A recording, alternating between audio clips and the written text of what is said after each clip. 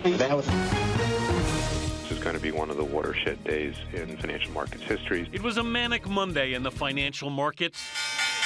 The Dow tumbled more than 500 points after two pillars of the street tumbled over the weekend. Lehman Brothers, a 158-year-old firm, filed for bankruptcy. I don't think anyone really expected a bank as big as Lehman to be in a position that it's in now. Brought down by bad mortgage investments, Lehman, which has 25,000 employees, will be liquidated. I'm starting to find another job. Meanwhile, Merrill Lynch, fearing it could be next, agreed in an act of desperation to a shotgun marriage with Bank of America. Merrill, the country's biggest brokerage with 60,000 employees, had been battered by nearly $50 billion in mortgage-related losses. It is definitely a very, very difficult time, and it's not going to get better quickly. So in just 6 months, 3 of the 5 biggest independent firms on Wall Street have now disappeared. Bear Stearns, which collapsed last spring, Lehman Brothers, and Merrill Lynch.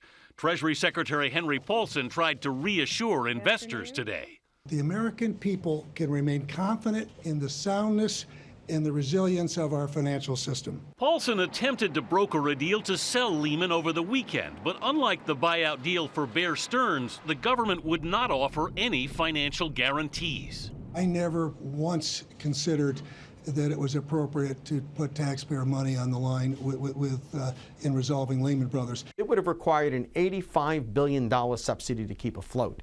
Overall, I estimate it's going to cost at least $400 billion if you wanted to bail out the whole bunch. They're certainly not worth it. It's better to let them fail. Insurance giant AIG is the next name on the list of troubled companies. It's looking for $40 billion in bridge loans. Some people say this doesn't stop until the housing hits bottom. You think that's true? I think that's probably correct. Veteran trader Art Cashin believes there could be more casualties. This is the 5th time we've seen this movie. And you sit on the edge of your seat and you yell at whichever character it is, don't go into that woodshed. But they keep going in.